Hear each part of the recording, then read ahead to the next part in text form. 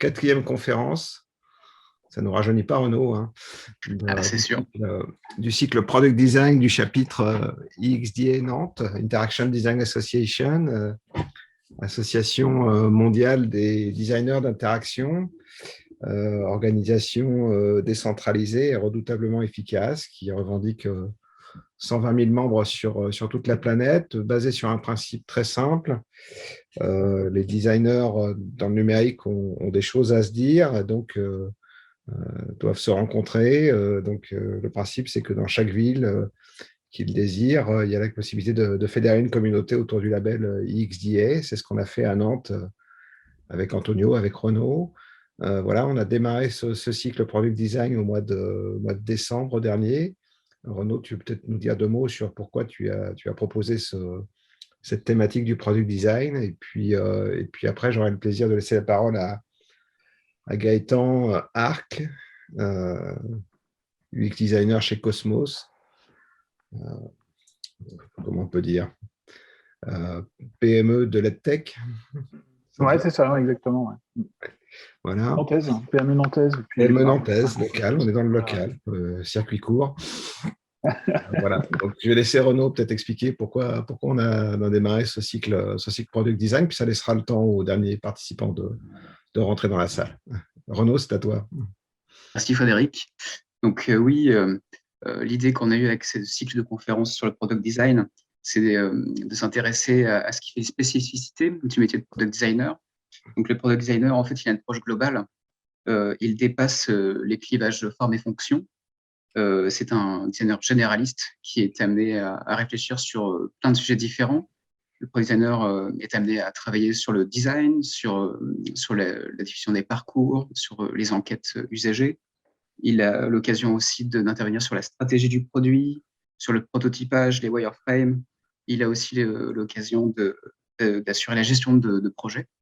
Donc, c'est vraiment un designer généraliste qui peut être amené à faire plein de tâches différentes. Et en fait, nous, ce qui nous intéresse, c'est que, effectivement, là, on a fait le listing des tâches et il y a beaucoup de choses, beaucoup d'expertise. Et donc, ce qu'on se rend compte, c'est que, en fait, le product designer n'exerce pas les mêmes activités en fonction de la structure dans laquelle il travaille. Et donc, ce qui nous intéresse, c'est de voir, quelles sont les compétences qui caractérisent le métier de product designer au sein d'une structure, donc par exemple une start-up, chez l'annonceur, dans une ESN, chez un éditeur logiciel. Aujourd'hui, on va parler d'un éditeur logiciel, Cosmos. Et donc aujourd'hui, on est ravis d'inviter Gaëtan Arc, qui va nous présenter son métier de product designer au sein de Cosmos. Gaëtan Arc est diplômé de l'école Pivot à Nantes. Il a eu l'occasion de travailler pour des structures très intéressantes. Il a eu l'occasion de travailler pour Mazedia, qui est un des précurseurs du web design en Loire-Atlantique. Il a travaillé pour les Polypods, une très belle structure. Et aujourd'hui, il travaille pour Cosmos. Et donc, il va nous présenter son parcours, son métier à Cosmos, ses questionnements et ses perspectives en tant que product designer. C'est à toi, Gaëtan. Merci, Renaud. Bonjour à toutes et à tous. Déjà, si je n'ai pas eu l'occasion de vous dire bonjour. Donc là, ce que je vais essayer de faire, c'est de vous présenter un petit peu qui je suis. Voilà. Renaud l'a déjà fait un petit peu, donc ça va être un peu une redite sur certains éléments, mais ça va vous montrer un petit peu le cheminement dans lequel j'ai été. Et puis, je vais essayer de vous présenter effectivement, moi, mon métier de product designer. C'est surtout de vous montrer un petit peu la manière dont je suis arrivé chez Cosmos, qui effectivement est un éditeur logiciel spécialisé donc, dans le monde de l'éducation. On dit aujourd'hui donc une entreprise de EdTech. Et comment est-ce que j'ai pris moi un petit peu ce sujet en main? Parce qu'effectivement, c'était un peu un cas particulier un petit peu sur pas mal d'éléments. Et puis je vais vous montrer un petit peu tout ce qui m'occupe régulièrement, les autres projets sur lesquels je suis, parce que le produit qui s'appelle Scolengo, sur lequel je suis souvent, n'est pas le seul élément sur lequel je suis amené à interagir. Donc je vais vous montrer un petit peu toutes ces choses-là. Donc voilà, aujourd'hui chez Cosmos, je suis lead designer UX UI, effectivement. Je peux passer à la suivante, on va y arriver. Voilà. Donc un peu, je vais vous présenter un peu ma formation, mon cursus assez rapidement. Donc effectivement, je suis diplômé de l'école Pivot à Nantes, à l'époque où l'usage du numérique n'était pas forcément une grosse habitude dans nos métiers. À l'époque, c'était une formation de designer publicitaire, enfin de graphiste publicitaire. Et donc, on apprenait beaucoup à manipuler l'encre de Chine. Moi, j'ai appris à peindre, avec Anthony d'ailleurs, à peindre des pattes de poule, des huîtres. Et tout ça, c'était voilà, c'était un travail sérieux à l'époque. Donc, une formation très traditionnelle, un gros, comment dire, un gros travail sur la typographie. Moi, c'est un élément qui m'a vraiment passionné à cette époque-là, jusqu'à ce que je présente finalement ce qu'on appelle un peu pompeusement une thèse de fin d'études sur la typographie, avec la mise en place d'un premier projet numérique pour l'école Cosmos, enfin l'école Pivot, pardon. L'école Pivot, donc qui voyait là en fait son premier projet numérique apparaître avec cette présentation. Donc après quelques péripéties, j'ai fait mon service militaire à Saumur. Donc voilà. Mon travail à Saumur, ça a été donc de faire des modes d'emploi pour du matériel de communication. Donc effectivement, j'étais rattaché moi, au service des communications au sein de l'armée. Et beaucoup de matériel n'était pas documenté, donc je me retrouvais face à des militaires qui avaient du mal à utiliser leur matériel. Il a donc fallu documenter, commencer à questionner un petit peu leurs usages et un petit peu savoir comment ils allaient l'utiliser, ou en tout cas quels étaient leurs besoins sur le terrain pour pouvoir illustrer assez rapidement ce qu'ils allaient, enfin la manière dont on pouvait utiliser le matériel avec leurs propres besoins. Ensuite, la première fois donc, que je clique sur un lien, la première fois que je vois Internet, c'est le premier jour où je commence mon travail donc, chez Mazelia, à Nantes, enfin, à côté de Nantes. Donc c'est là qu'est née un petit peu cette passion, notamment pour le web, de manière générale. Pour moi, à l'époque, le fait de cliquer sur des liens et d'arriver à des pages différentes, c'était quelque chose d'assez magique. Ça l'est toujours un petit peu, enfin voilà, ça reste un petit peu un truc particulier. Puis c'est à ce moment-là que j'ai commencé moi, à développer un peu une passion pour ce qu'on appelle les standards web, donc tous les langages qui sont associés au web, HTML, CSS et JavaScript, bien sûr. Et je me cultive beaucoup sur le développement. Je suis accompagné de développeurs qui sont des gens très pédagogues et finalement vont m'amener leur connaissance sur ce domaine en particulier, qui était un domaine naissant. Là, on parle de l'année 97 ou 98, hein, cette époque-là, donc c'est assez vieux. Hein, et c'est vraiment les premières tentatives de développement de services pour le web, en tout cas. Et puis un autre sujet, mais qui là va m'intéresser un petit peu plus tardivement, qui est l'accessibilité numérique, l'accessibilité du web en l'occurrence ici. Donc après quelques années passées chez Mazelia, j'ai rejoint Antonio chez les Polypodes à Nantes. Ça, c'était une belle aventure. On a développé plein de services, plein d'applications, plein de nouvelles choses pour nos clients. Voilà, encore un autre moyen de me passionner un petit peu pour tous les sujets qui m'intéressent aujourd'hui. À côté de ça, une autre petite aventure, hein, c'est la ligne jaune qu'on verra un petit peu après. Une autre aventure, bien sûr, en tout bien tout honneur, il n'y a pas de rien de grave là-dedans. Et puis l'aventure des polypodes s'est arrêtée, comment dire, assez, au bout d'une dizaine d'années. Et Cosmos m'a contacté alors pour, voilà, pour parler un petit peu de la refonte d'un de leurs ENT. Donc je me suis dit super, un ENT, donc c'est un ENT, ça m'intéresse, je vais y aller. Là, je ne savais même pas de quoi en parler, mais j'y suis allé quand même par rapport à ça. Et donc ici, c'est à ce moment-là que je deviens cosmonaute. Donc les gens qui travaillent chez Cosmos s'appellent des cosmonautes. Et puis c'est aussi un prétexte pour moi pour passer un petit peu en mode sombre, voilà, puis changer un petit peu la présentation ici. Alors c'est pas un mode sombre parce que je tombe dans la nuit sombre, hein, c'est juste que c'est l'ambiance un peu cosmonaute, voilà, avec les étoiles et tout ça. Donc quelques définitions un petit peu des termes que vous allez peut-être entendre pendant cette présentation. Parce qu'on aime bien les acronymes dans le monde de l'éducation, et chez Cosmos, on est friand particulièrement des acronymes. Donc on parle beaucoup avec ces acronymes-là, ça nous permet de gagner du temps, beaucoup. Donc voilà, un ENT. Donc ça, c'est le sujet principal qui m'a occupé quand je suis arrivé chez Cosmos. C'est ce qu'on appelle donc un espace numérique de travail. Même cette définition-là n'est pas suffisante, on va le voir un petit peu après, et un ENT est défini par le SDET.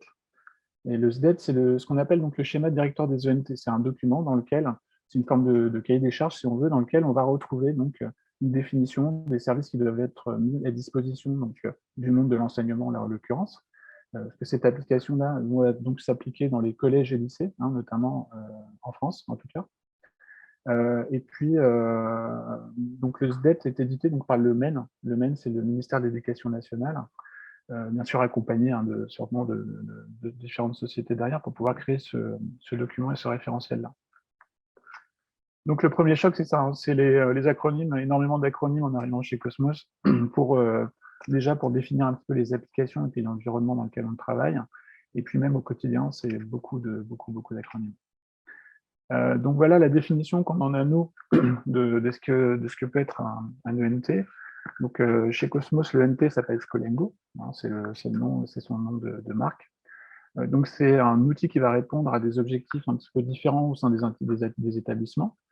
Selon les établissements aussi, il va répondre peut-être un petit peu différemment. Il va peut-être mettre un point fort sur un des éléments en particulier pour certains établissements et peut-être sur l'autre pour d'autres établissements, parce qu'on va s'adresser donc au marché des établissements publics, mais aussi des établissements privés. Et donc, c'est un outil d'abord de communication, bien sûr, hein, de communication. Donc là, je vous dis que je mets un S, ça veut dire qu'on va parler des communications au sens large. On peut parler d'une messagerie, par exemple, qui est un outil de communication directe entre différents utilisateurs. On a aussi un carnet de liaison, hein. Peut-être qu'au collège, vous vous souvenez avoir eu ce petit carnet. On a aussi la représentation d'un carnet de liaison dans cet outil-là. Donc, on va retrouver d'autres outils comme ça de communication, des applications liées à la pédagogie.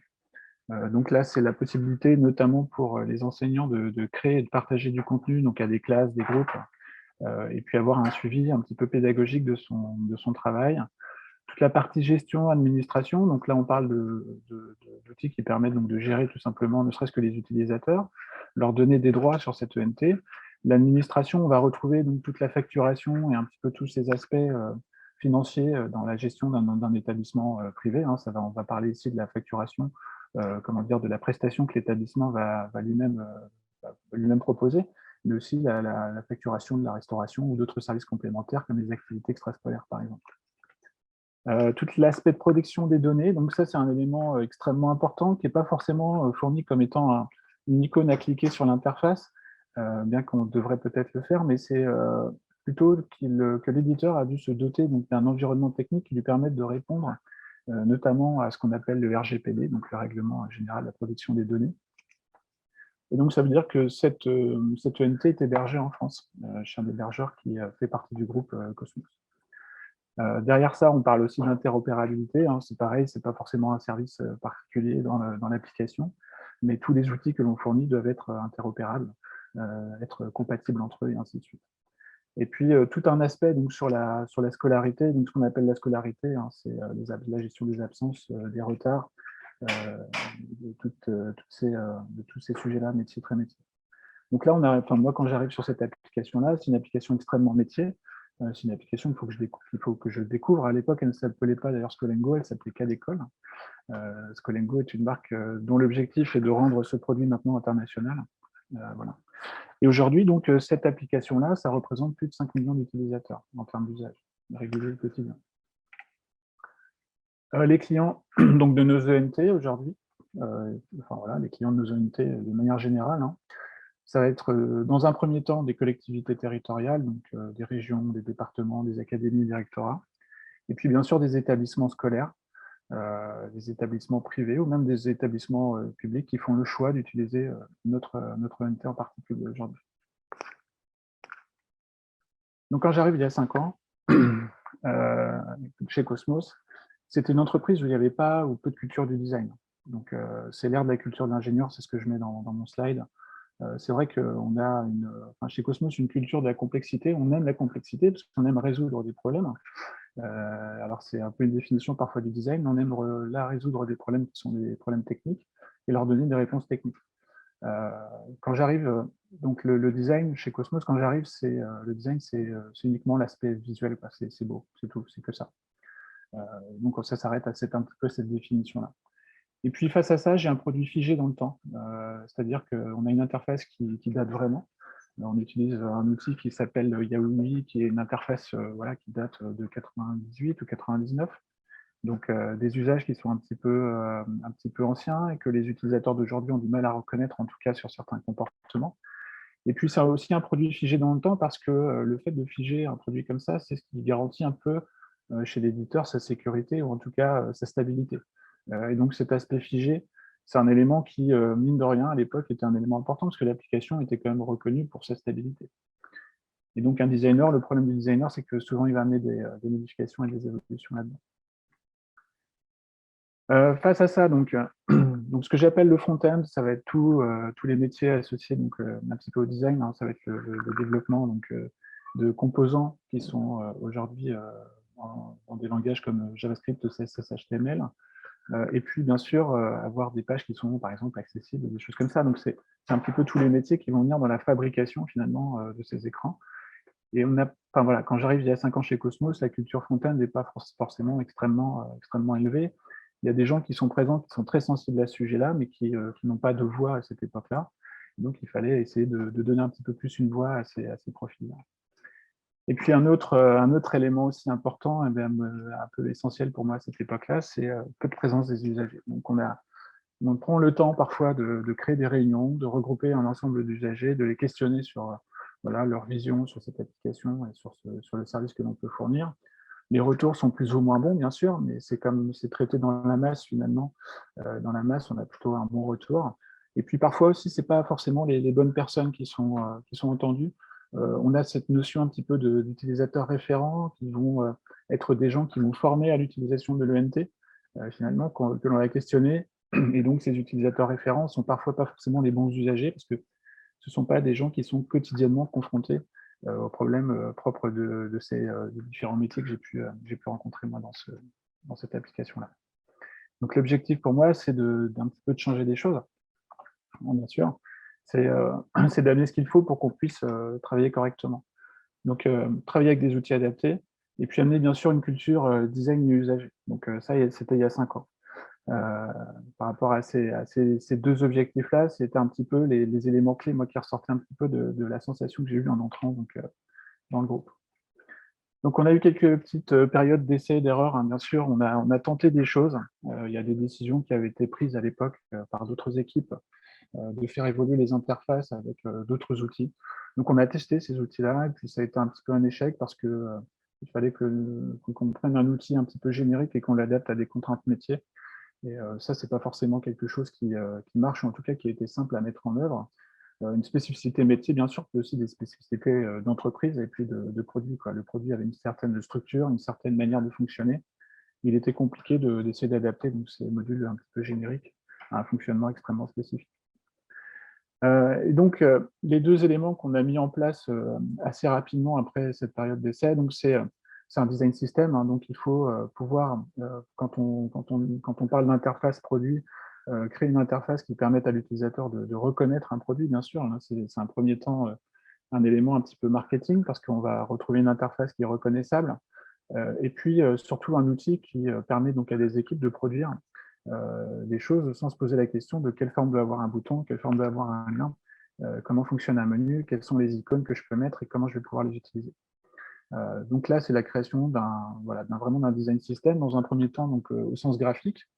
Hein, bien sûr, c'est de faire un petit peu le point sur les besoins qui vont être identifiés dans cette application-là, puis ensuite de fournir un ensemble d'éléments visuels qui ensuite vont être développés dans ce qu'on appelle, chez nous on l'appelle ça KFC, donc pour Cosmos Front Components, c'est un ensemble de composants fonctionnant pour la plupart en JavaScript, parfois sans JavaScript quand même tout simplement, qui sont directement utilisables par des équipes donc avec des connaissances techniques variées. Donc quand je parle de connaissances techniques variées, c'est forcément des développeurs qui n'ont pas forcément une connaissance approfondie du développement front-end, ou même comment dire, d'une interface utilisateur, des gens qui sont plutôt orientés donc, sur la partie back-end, le traitement des données et toutes ces choses-là. Et donc il a fallu un petit peu amener un outil qui soit donc, au goût du jour sur les aspects techniques, et puis bien sûr au goût du jour en termes d'interface, qu'un utilisateur puisse reconnaître des éléments d'interface qu'il rencontre un petit peu partout, et donc d'amener quelque chose qui soit un petit peu plus dynamique par rapport à ça. Voilà. Et donc, avec ces outils-là, il a fallu aussi changer la matrice, c'est-à-dire la manière dont on fabrique un petit peu la manière dont on fabriquait ces écrans. Pour répondre à des objectifs d'aujourd'hui, c'est-à-dire qu'effectivement, quand je suis arrivé chez Cosmos, ce produit Scolengo n'était pas responsive, l'accessibilité n'était pas forcément un sujet extrêmement traité. Et puis après, il y avait un haut niveau d'attente, qui est le haut niveau d'attente des utilisateurs d'aujourd'hui, Quand je parle d'un haut niveau d'attente, ce sont des utilisateurs aujourd'hui qui sont de plus en plus expérimentés dans l'usage d'autres applications, bien sûr, ce qui n'était pas forcément un objectif auquel l'application, il y a 5 ans, pouvait répondre. Voilà. Et donc, il a fallu changer vraiment cette manière de fabriquer. Aujourd'hui, tous les écrans qui sont produits pour Scolengo passent dans les mains d'un intégrateur.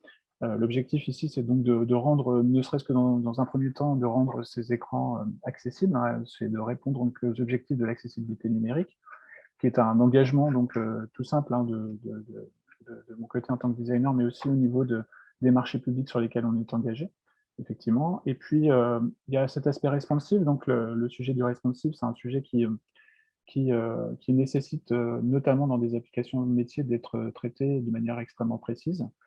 Et puis ce haut niveau d'attente, effectivement, c'est l'intérêt de pouvoir fabriquer, de tester ces écrans avant de les développer, c'est de pouvoir aller un petit peu plus loin sur les interactions que l'on attend dans les écrans que l'on va produire. Donc tout ça, toute cette arrivée-là, et puis la mise en place de ces outils-là, la mise en place de cette nouvelle méthode de travail et tous ces éléments-là, tous les éléments que je vous ai présentés avant, tout ça, ça représente plus de 6 mois de travail à 4 personnes. Donc on était 4 à l'époque à travailler sur ces sujets-là. Moi, d'un côté, donc à produire des éléments d'interface, que ce soit en termes de forme graphique, mais aussi sur les aspects techniques. Et puis associer donc à ça un autre intégrateur qui lui travaillait sur la réalisation de ces composants. Et puis à l'époque, donc 2 développeurs front-end, donc JavaScript, qui faisaient l'intégration technique de ces composants. Donc là, la vision du design à l'époque, c'est design, ça coûte cher par rapport à ce qu'on avait pu envisager, je pense.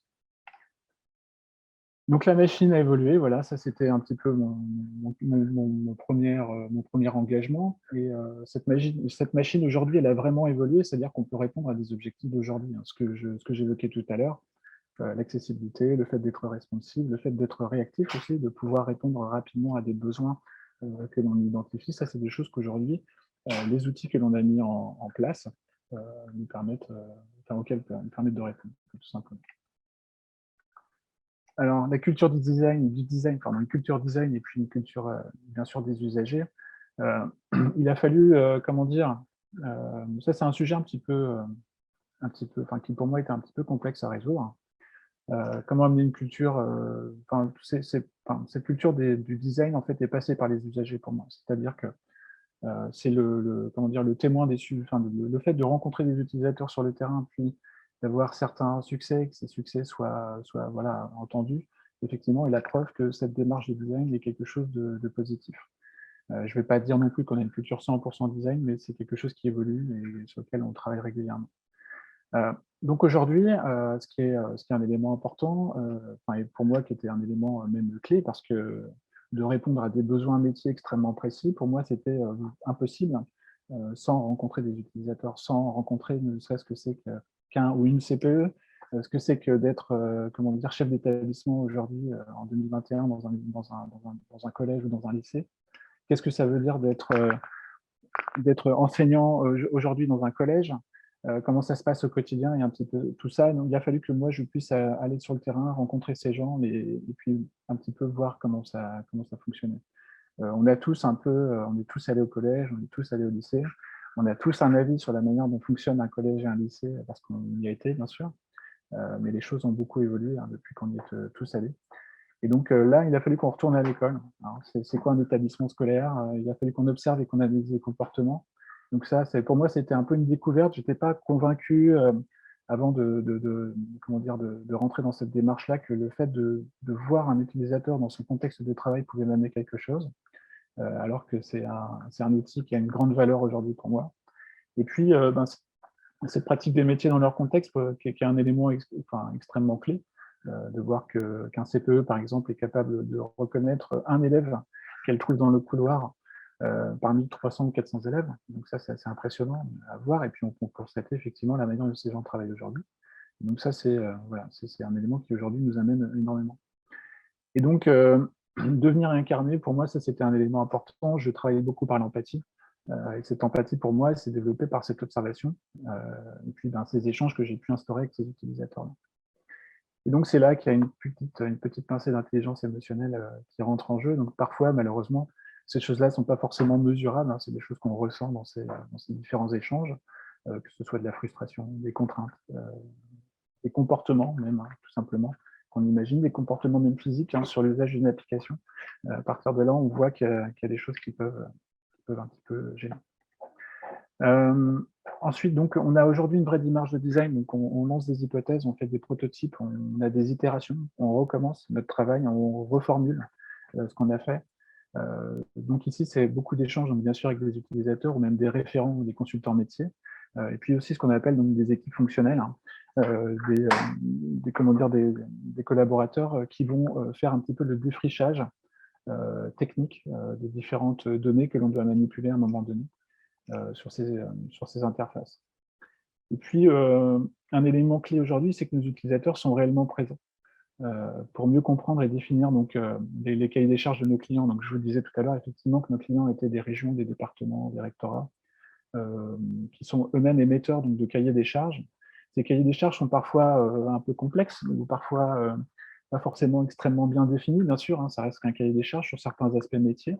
Et donc, nos clients nous aident à mieux comprendre ça. Enfin, nos utilisateurs nous aident à mieux comprendre ce que disent nos clients parfois sur ces éléments-là.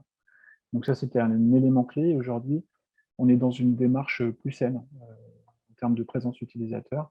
Et en tout cas, voilà, c'est ce qu'on peut constater, quoi. Et donc, ce que j'ai pu constater, c'est que lorsque les utilisateurs apprécient notre travail, ils le font savoir, ils vont en parler. Ils voudraient même qu'on en fasse plus. Parfois, c'est un peu compliqué. Ils aimeraient bien qu'on aille plus loin, qu'on aille plus vite. Mais ça, c'est toujours un petit peu compliqué avec des moyens relativement limités. Et puis là, c'est là qu'on voit que nos succès deviennent les succès de nos clients. C'est-à-dire qu'effectivement, lorsqu'un client constate que le travail que l'on met en œuvre a une vraie valeur, ces utilisateurs qui sont finalement un petit peu dépendants de ce client vont faire savoir effectivement que ce travail a une vraie valeur et que les choses avancent dans le bon sens. Et à partir de là, le design devient un petit peu autre chose aussi dans les décideurs qui font partie de l'entreprise.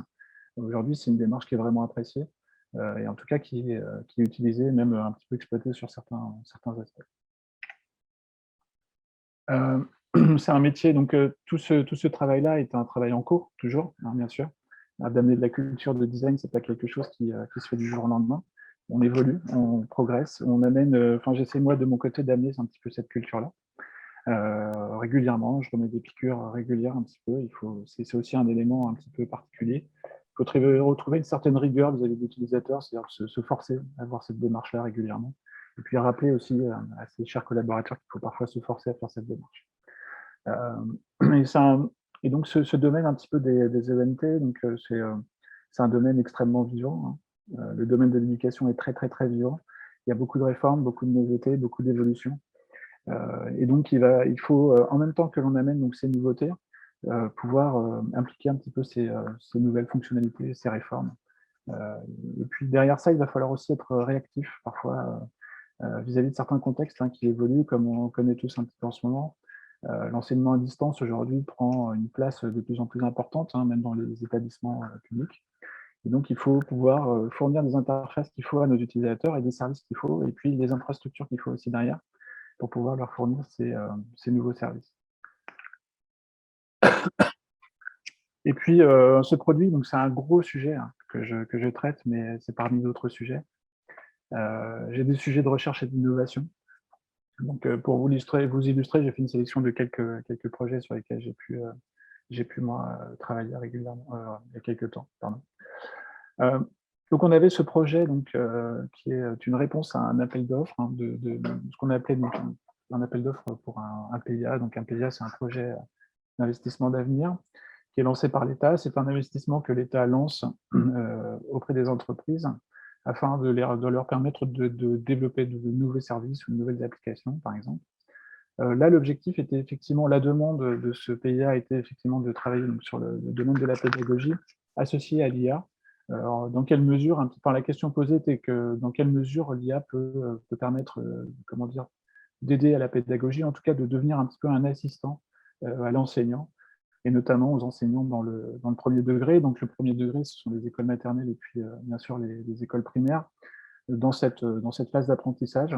Et donc, à l'époque, c'était un échange avec plusieurs pédagogues sur la démarche de l'apprentissage de l'écriture pour un jeune apprenant. Et puis, des échanges aussi avec des chercheurs qui étaient positionnés donc, sur les neurosciences, afin de savoir comment, mentalement, un utilisateur rentrait un petit peu dans cette démarche d'apprentissage. Donc, c'était la production d'un prototype. Ce sujet-là m'a occupé à peu près 8 mois dans le développement et puis la mise en place d'un prototype afin de pouvoir faire la démonstration de cette application. Un projet qui m'occupe beaucoup en ce moment, c'est ce qu'on appelle le XP. On ne lui a pas encore donné de nom un peu marketing. C'est ce qu'on appelle un explorateur de parcours. C'est un outil d'aide donc à l'orientation, à la formation, notamment pour la formation supérieure. Alors, c'est aussi un PIA, donc un projet d'investissement d'avenir du MEN, donc du ministère de l'Éducation nationale.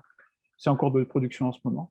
Là, j'ai eu à rencontrer d'autres utilisateurs, d'autres métiers que je ne connaissais pas encore, les métiers du supérieur et toute la chaîne aussi de mise en place des formations au sein des universités notamment. Et donc aujourd'hui, j'interviewe beaucoup de lycéens sur ce même prototype. Cette application est en cours de production dans un mode dans lequel on vient régulièrement interviewer, puis un petit peu challenger ce que l'on va proposer vis-à-vis de nos utilisateurs, et puis réajuster régulièrement notre proposition par rapport aux retours qu'ils peuvent régulièrement nous faire. Et puis un autre sujet qui m'occupe un petit peu aussi, qui est donc l'enseignement supérieur, un petit peu au sens large.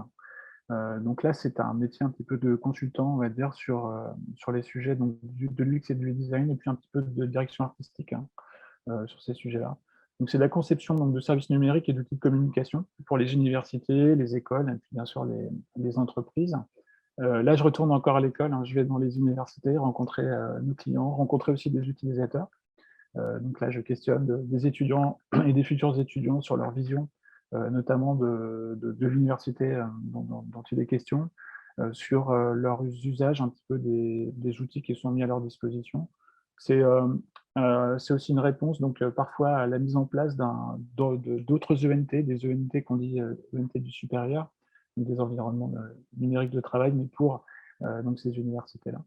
Et puis, aujourd'hui, Cosmos travaille avec 50% des universités françaises, donc effectivement, ça représente aussi un gros pan de notre travail quotidien. Et toute cette partie un petit peu complémentaire que je ne vais pas forcément développer ce soir fait partie d'un autre produit qui s'appelle Casup. Donc je prendrai peut-être le temps un jour de vous présenter un petit peu cette autre application. Et puis, c'est pareil, c'est une application qui aujourd'hui a peut-être besoin que l'on revoie un petit peu son interface. Donc, ce sera peut-être l'occasion de vous faire une autre présentation. Et puis, tous les mercredis, donc, je retourne à l'école, bien sûr à l'école de design. Ça fait maintenant 10 ans que j'anime ces cours donc, de standard web à l'école de design pour donc, les classes de deuxième année en interactivité. Puis je pense que ça se passe bien, qu'on s'aime bien encore aujourd'hui. Donc, voilà. Donc merci d'avoir été sage. Je ne sais pas si vous avez des questions. Je vais essayer de vous répondre.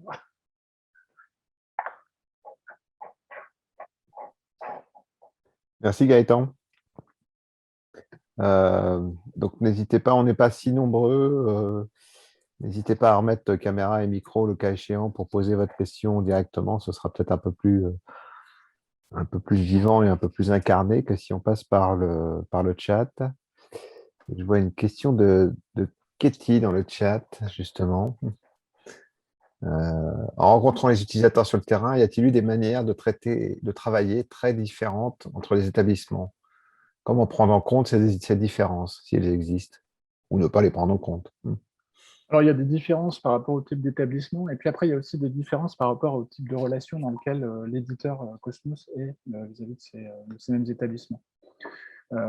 Effectivement, il y a des établissements dont on est directement prestataire, c'est-à-dire qu'ils vont faire appel donc, à nous directement pour leur produire une application et puis leur fournir donc, ce service au niveau des espaces numériques que l'on met à disposition.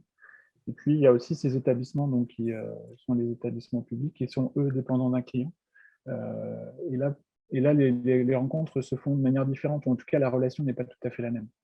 Il y a d'un côté une relation de designer à utilisateur quand je vais dans des établissements publics, parce que je suis présenté en tant que designer et vu en tant que designer, alors que lorsque je vais parfois dans certains établissements privés, je suis considéré comme prestataire, donc quelqu'un qui doit fournir un service. Et donc, il est parfois un petit peu plus compliqué d'avoir des réponses, comment dire, de même niveau, en tout cas équivalentes dans chaque type d'établissement. Je ne sais pas si je réponds à la question. Est-ce qu'il y a d'autres questions? N'hésitez pas à poser vos questions. C'est le moment ou jamais.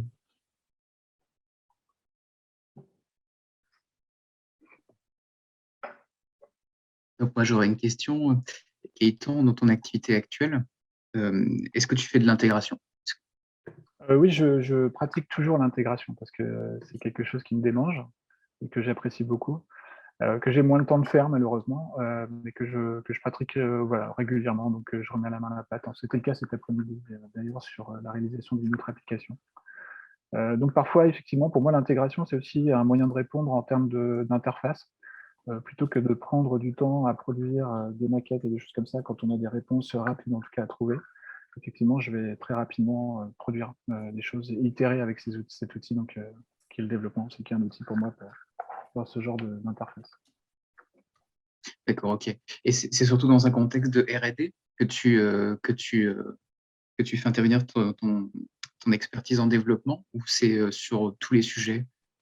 Non, c'est un peu tous les sujets, effectivement. Peut-être un peu plus sur la R&D, effectivement. Je n'ai pas fait effectivement cette dissociation, peut-être un peu plus sur de la R&D, notamment pour du prototypage, parce que c'est un outil qui est extrêmement pratique et permet rapidement de mettre en place une application, des interfaces et un utilisateur de pouvoir un petit peu interagir avec l'application et que nous, on puisse tester rapidement ça.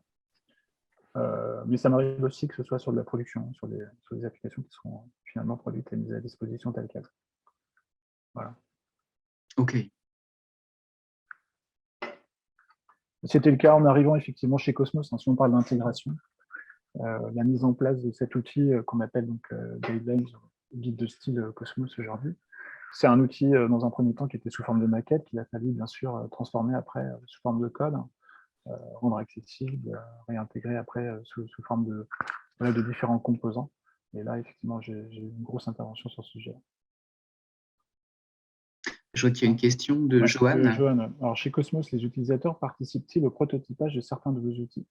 Tout ou partie. Oui, effectivement, on a des utilisateurs qui participent au prototypage de certaines de nos applications et de certains de nos services. Pas forcément des utilisateurs directs, en tout cas ce qu'on appelle, nous, des consultants utilisateurs qui étaient eux-mêmes utilisateurs de l'application il y a quelques années et qui aujourd'hui font partie voilà, de nos collaborateurs. Et donc viennent participer effectivement à la conception de ces mêmes prototypes.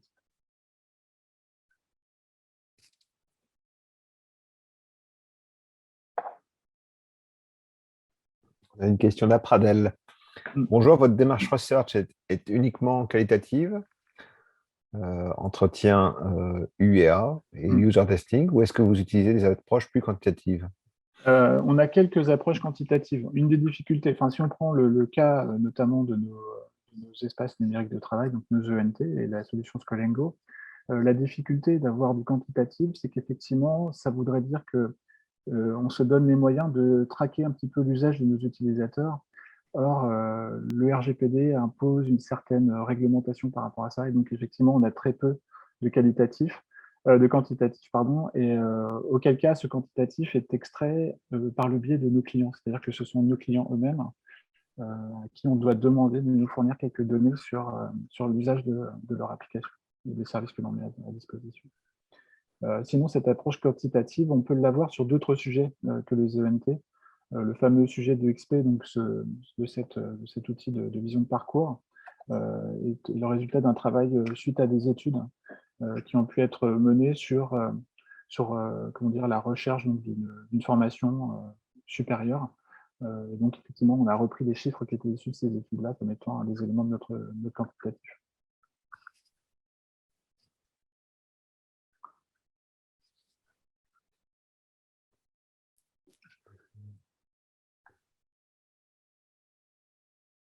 Donc, merci. A priori, tu as bien répondu à la question, Gaëtan. C'est bon. C'est bon, j'ai bon. Ouais, 20 sur 20. Alors oui, Scolingo est compatible Moodle. Alors compatible Moodle. Donc Moodle, un petit peu pour présenter, c'est un outil donc comment dire qui est souvent intégré donc à nos ENT, qui est un outil donc de production de contenu pédagogique. Il faut arrêter si je me trompe, hein, qui est un outil libre. Qui fonctionne en PHP. Et effectivement, aujourd'hui, notre ENT Scolingo permet donc l'intégration de contenu issu de Moodle.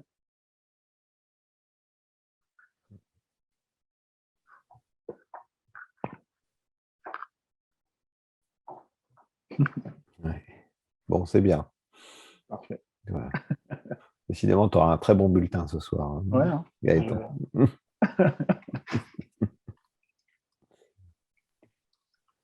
Alors, une question de Johan à nouveau. Avez-vous constaté des similitudes dans les différents niveaux d'enseignement lors de vos recherches utilisateurs? Avez-vous déjà utilisé des recherches UX d'un projet pour un autre sujet? Je ne comprends pas bien la première partie de la question. Avez-vous constaté des similitudes dans les différents niveaux d'enseignement lors de vos recherches d'études? Oui, on a constaté quelques similitudes, notamment par rapport à la mise en place de certains outils liés à la pédagogie et à la production de contenu pédagogique, en tout cas.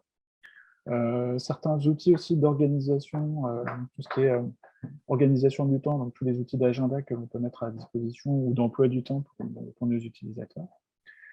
Et avez-vous déjà utilisé des recherches UX d'un projet pour un autre sujet? Oui, effectivement. Finalement, cette approche utilisateur, pour moi, est aussi une forme de culture générale et permet quand même d'avoir certains réflexes et de ne pas forcément re-questionner certains éléments que l'on peut constater régulièrement.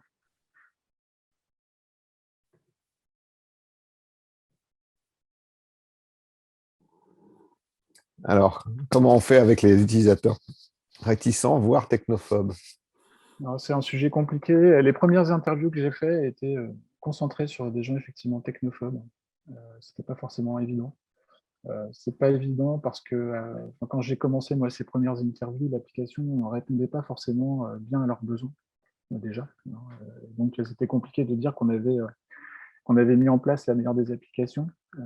Donc face à des utilisateurs qui étaient technophobes parce que pour eux, ça allait même un petit peu au-delà de la technophobie. C'était pas forcément des gens qui, à l'époque que j'ai pu rencontrer, n'aimaient pas forcément l'usage de l'outil informatique, qui n'aimaient pas forcément l'objectif qui était ressenti derrière l'usage de l'outil informatique dans le monde de la pédagogie.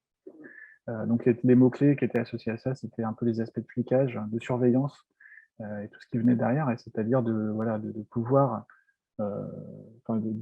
même limite d'aller un petit peu au-delà et de la surveillance de masse finalement que l'État souhaiterait faire. À l'époque, c'est un petit peu les termes que j'entendais, que j'avais du mal un petit peu à entendre effectivement parce qu'on savait que ces données-là n'étaient pas forcément extrêmement exploitées derrière. Et l'objectif, c'était de bien faire comprendre à ces gens-là qu'ils faisaient aussi partie finalement de nos utilisateurs et qu'il fallait intégrer aussi leur retour à ce moment-là. Mais on doit répondre toujours un petit peu à ces technophobes, entre guillemets. Alors, technophobe, c'est un peu un sujet, c'est un terme particulier. Hein. C'est soit des gens, effectivement, qui n'apprécient pas la technologie et puis s'arrêtent là parce que voilà, c'est un petit peu un autre monde pour eux. Ils préfèrent facilement utiliser un crayon et puis un morceau de papier. Les technophobes, moi, que j'ai pu voir, c'était effectivement des gens qui se méfient un petit peu du système qui était associé à ces outils numériques, finalement. Qui se méfiaient, par exemple, de la surveillance potentielle que certains parents pouvaient avoir sur le contenu pédagogique qui était mis à disposition des élèves lors des séances de cours qu'ils peuvent avoir dans la journée. Des outils de surveillance sur la présence ou pas, à un moment donné, dans une salle de réunion, dans un endroit particulier, parce que ces utilisateurs, bien sûr, se connectent sur nos applications.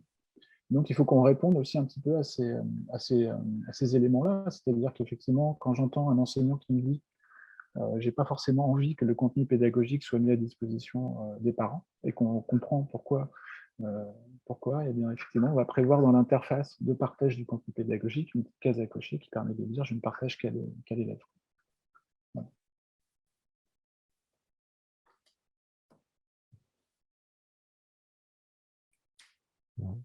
Est-ce qu'il y a encore une autre question? Ah, Maria est contente aussi. Oui. Excuse-moi, Olivier. Oui, non, c'était pas un pari. Donc Olivier Camon, je vous présente Olivier Camon. Il faudrait qu'un jour il nous présente un petit peu son métier, ce serait intéressant. Salut, ça va Olivier? Ça va. Donc développeur front-end, qui a pu effectivement être une des personnes avec qui j'ai travaillé donc, rapidement sur Scolengo et l'intégration de ces différents composants techniques. Donc voilà. Salut Olivier. Non, j'ai pas perdu de Paris. Johan, à nouveau, qui se pose une question. Quel type de retour négatif avez-vous eu sur vos premiers prototypes Scolengo? Alors, les premiers retours négatifs, c'était la difficulté. C'est-à-dire qu'effectivement, on avait une application qui existait, qui avait une certaine architecture d'information, une organisation de services, un fonctionnement sur certains aspects. Et les premiers prototypes que je commençais à présenter montraient un chemin un petit peu différent. Il y avait une vision qui était vraiment différente à cette époque-là. Et les questions qu'on m'a posées assez rapidement, c'est comment on va faire pour y arriver à cette vision, finalement. Et donc, sur certains éléments, sur certains aspects techniques, j'ai malheureusement pas forcément toujours de réponse. Et donc là, c'est un ensemble effectivement d'échanges que l'on doit avoir avec les équipes d'architecture et les équipes techniques afin de trouver des solutions qui sont parfois des chemins intermédiaires, hein, des espèces de monstres entre guillemets, qui sont un aménagement entre l'existant et puis la version future de cette application-là. Je ne sais pas si c'est un peu ça la question, Johan.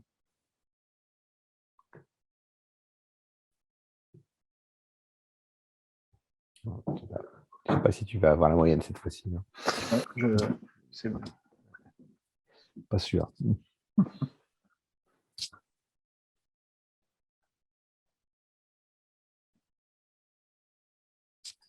C'est Zoom qui est lent sur les conversations? Non, en Non. général, c'est rapide. C'est Peut-être que Johan n'est plus. Johan soit n'est plus connecté, soit ne. On n'entend pas. De frein en termes d'interface et d'usage. Ah, pardon. C'est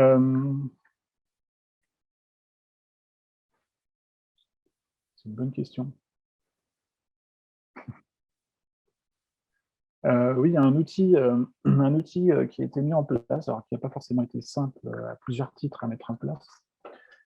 J'ai pu, moi, travailler avec donc des profils CPE et AED. Donc les AED, c'est ce qu'on appelait des pions, hein, peut-être quand on était au collège ou au lycée tous. Ce sont des personnes qui vont assister donc les profils CPE, donc tous les personnels qui sont associés à la vie scolaire, donc la gestion des retards, des absences et des punitions. Effectivement, j'ai pu moi donc suivre des personnes, plusieurs CPE donc dans leur quotidien, et j'ai pu constater que c'est un métier extrêmement événementiel, c'est-à-dire que régulièrement des gens rentraient dans le bureau et puis disaient bonjour madame, j'ai un problème. Alors tu t'appelles comment? Et puis cette personne rentrait donc sur l'ENT que l'on avait fourni, allait dans l'annuaire, rechercher cette personne, puis sélectionner la fiche annuaire, puis ensuite accéder aux détails de cet élève. Il y avait toute une démarche que cette personne effectuait régulièrement pour accéder à différentes informations, et ça à longueur de journée, afin de pouvoir faire son travail, hein, tout simplement. On a quelqu'un qui est devant soi, donc j'ai un élève qui est en retard, il est devant moi. Il faut tout simplement que je puisse noter dans l'ENT que cet élève est en retard. Et j'ai au moins 7 ou 8 clics avant d'y arriver. Et là, la solution a été relativement simple, pas forcément simple, enfin, en termes d'interface, extrêmement simple à mettre en œuvre. Après, sur les aspects techniques un peu plus complexes, c'est tout simplement un champ de recherche dans lequel cette personne peut taper le nom de la personne qu'elle a en face d'elle et accéder directement aux informations. Donc, en 2 clics, elle a pu faire son travail. Et donc ça, c'est un élément qui aujourd'hui a une vraie valeur. Et puis, ça a été l'occasion aussi finalement d'être un socle à de nouveaux services, ou en tout cas de nouvelles possibilités sur l'application. Voilà. Pour illustrer précisément.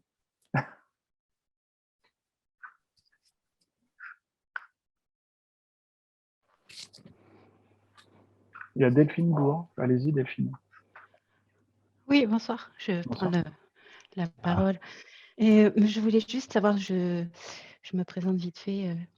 Je travaille pour la DSI de l'Université de Nantes et donc je suis utilisatrice Casup. et donc là, on est en prospection sur tout ce qui est e-portfolio. Donc je ne sais pas si Scolengo propose ce type de Alors, il y a fonctionnalités. plusieurs définitions à ce qu'on appelle portfolio dans le domaine de l'éduc. Ouais, c'est plus niveau portfolio de compétences. Ah oui, oui. Effectivement. On a la possibilité donc, dans Scolengo de gérer ce qu'on appelle un catalogue donc, de compétences et de pouvoir gérer même plusieurs référentiels de compétences et de pouvoir évaluer ces compétences pour notamment des élèves ou des étudiants potentiellement. À partir de là, ces mêmes compétences ne sont pas forcément aujourd'hui représentées dans une fiche particulière pour l'élève. Elles sont représentées au niveau de ses évaluations, essentiellement. Ça s'arrête là. Je ne sais pas si c'est un peu ce genre de réponse que vous attendiez. Ouais, on est curieux un peu de Ouais. voir toutes les solutions qui pourraient être proposées, même si effectivement on a un outil actuellement qui est Mara, mais bon, voilà. Et moi, je me posais la question aussi parce que là, on est en réflexion de conception d'indicateurs à la fois pour les enseignants, l'administratif et les étudiants. Est-ce que tu as ces trois types d'échanges avec ces trois types d'utilisateurs quand tu fais tes interfaces? Oui, tout à fait. Enfin, aujourd'hui, pour tout vous dire, j'ai pas eu moi l'occasion d'interviewer encore d'enseignants du supérieur. Voilà. Je me suis concentré sur les réponses que Scolengo offre aujourd'hui directement, donc des enseignants de collège et puis de lycée. Mais effectivement, je serais intéressé pour pouvoir questionner des enseignants dans le supérieur et puis avoir un petit peu de retour. Bon, bah alors, Ou en tout cas, identifier des besoins et puis essayer de trouver des réponses. ok, ça marche. Je t'enverrai un mail. Très bien, Enfin, merci. vous, pardon, je suis tahitienne et je tutoie tout le monde alors. C'est pas grave. C'est pas grave, Merci c'est pas grave. beaucoup, merci. Je vous en prie.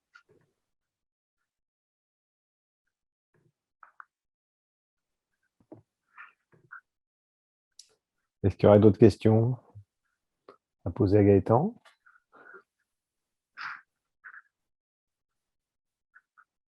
J'en profite. Moi, j'ai une petite question design system. Est-ce que ça n'a pas été trop dur de fédérer les développeurs autour du projet du design system ou, et sinon, comment tu as fait? Comment tu as fait pour fédérer les développeurs autour du design system, faire en sorte qu'ils l'utilisent bien, qu'ils utilisent qu'ils utilisent bien les composants comme c'est prévu qu'ils soient utilisés? Et donc, ce que je montrais tout à l'heure, si tu veux, c'est qu'on a eu une période un petit peu d'essai. Donc, il y avait une première démarche d'envie de mettre un espèce de design system en place. Alors, à l'époque, ce n'était pas vraiment un design system, hein, c'était plus une librairie de composants déjà existantes qui était envisagée comme étant une réponse pour certaines des interfaces. Effectivement, on a pu, nous, avec l'équipe de Fontaine, un petit peu expliquer que c'était peut-être compliqué de prendre ces outils-là, de les adapter aux besoins en termes d'interface et puis même en termes de développement. Parce on a beaucoup de spécificités métiers et finalement, de prendre un outil un peu générique et puis l'adapter, ce n'est pas forcément toujours évident. On l'a testé, cet outil-là, on l'a mis en œuvre, ça nous a pris beaucoup de temps pour le tordre, pour le massacrer, le mettre dans tous les sens afin d'arriver à l'objectif qu'on avait, pour constater effectivement que malheureusement du générique ne pouvait pas forcément marcher dans du spécifique comme on l'avait là. Donc ça, c'était un petit peu le coup près par rapport à ce genre de choix. Et l'idée est effectivement de pouvoir fournir donc, des réponses qui soient extrêmement adaptées à notre métier et aux contraintes techniques propres du produit. Donc ça, c'était un élément un petit peu important dans le fait de fédérer, comme tu dis, un petit peu tout le monde au niveau de ce choix-là. Il n'y a pas eu forcément beaucoup de discussions sur les choix techniques. Hein. On ne s'est pas posé la question de savoir si on allait faire trop du Vue.js ou du React ou du Angular ou je ne sais quelle bibliothèque un peu à la mode, entre guillemets, à ce moment-là. On est parti sur du JavaScript natif, sans librairie complémentaire. Et pour ce qui est d'usage et de l'adoption, effectivement, d'un côté, l'usage est documenté, donc cette application, enfin, cet ensemble de composants sont extrêmement documentés sur tout ce qu'ils peuvent faire. Donc, on donne un petit peu les limites, hein, les règles du jeu par rapport à l'usage de ces outils-là. Ce sont aujourd'hui des outils qu'on utilise de manière transverse dans l'entreprise. On ne l'utilise plus forcément que sur l'application Scolengo, mais on les utilise de manière globale. Enfin, en tout cas, on essaie de les utiliser de manière globale.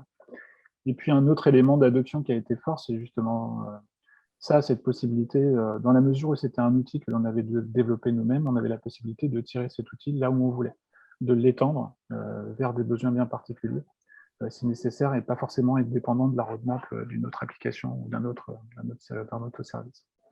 Et puis après, c'était de la formation aussi dans l'adoption, de former effectivement ces différents profils que l'on peut rencontrer chez Cosmos à l'usage de cet outil-là. Et puis, c'est aussi un outil qui permet de manière industrielle, en tout cas, de produire des écrans et puis de les rendre un petit peu prévisibles et de limiter un petit peu la casse sur les aspects techniques, notamment, de voir que ces composants sont testés, ultra testés, sont déjà présents dans des centaines d'écrans. Et donc, il n'y a pas forcément besoin de réinventer un nouveau composant, mais de réutiliser le composant qui existe déjà. C'est quand même un gros bénéfice par rapport à cette adoption, de manière générale. Je ne sais pas, ça répond à ta question, Ron. Tout à fait. Ouais. Je me posais la question par rapport au temps de formation. C'est en fait, est-ce que ça a été nécessaire qu'il y ait un temps de formation assez conséquent pour que tout le monde utilise bien les composants comme c'est prévu qu'ils soient utilisés? Pas forcément, parce qu'on les a rendus le plus simple possible en termes d'exploitation. C'est vraiment ça. L'idée, c'était que des développeurs back-end, des gens qui n'ont pas forcément de connaissances spécifiques du front-end, utilisent comme des stickers, des choses prêtes à l'emploi, avec des paramètres prêts à être insérés quasiment. Et puis voilà, quoi. Très peu d'interaction de leur part sur les aspects front-end. Donc l'intérêt, pour nous, c'était de garantir un certain niveau d'accessibilité aussi. Mais Olivier pourra en parler, s'il veut. Un certain niveau d'accessibilité. Et puis, c'est ce qu'on appelle en Java des tags. Alors là, techniquement, malheureusement, je n'ai pas le détail précis de l'usage de ça. Mais en gros, c'est des bibliothèques de composants prêtes à être utilisées pour ces profils-là. En gros, ce qui avait été fait côté back-end, quand je pense que c'est toujours pareil, on avait rajouté une petite surcouche pour que les développeurs Java manipulent du Java, et du coup, ils n'aient pas du tout à toucher tout ce qui était composants JS ou très peu.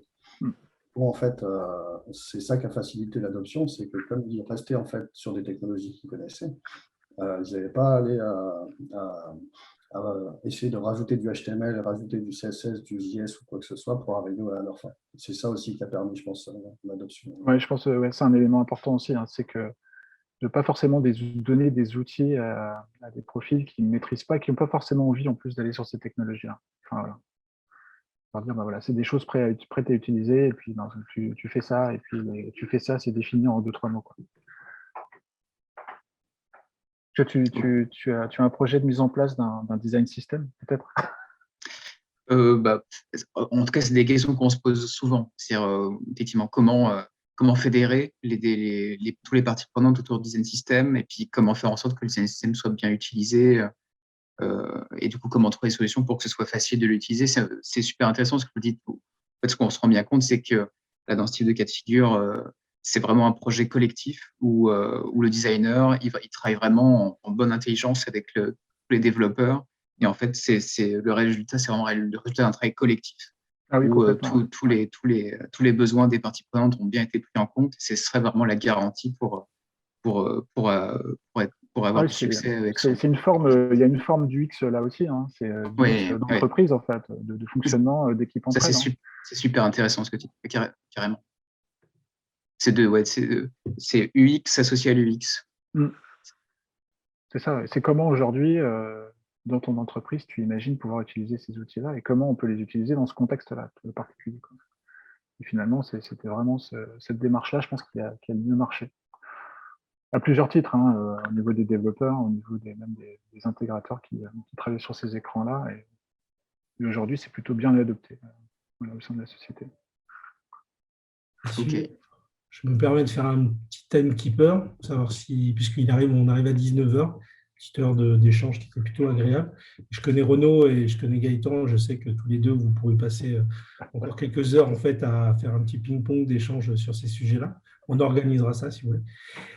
Est-ce qu'il reste des questions? Il en reste une dans le chat, ouais. C'est une question. C'est une petite dernière question.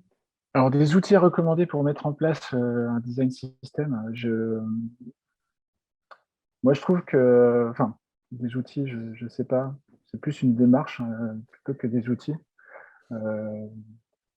C'est plein d'outils parce qu'en fait, moi, je parle de la création graphique jusqu'à la réalisation technique. Donc, il y a des quantités d'outils qu'on peut trouver à chaque niveau dans cette chaîne de fabrication. Et un outil, moi, que j'ai beaucoup utilisé à l'époque, s'appelle Sketch pour les aspects graphiques et que j'utilise encore aujourd'hui. L'intérêt de cet outil-là, c'est qu'il me permet moi, facilement de maintenir ce fameux design system et de le faire évoluer quand nécessaire.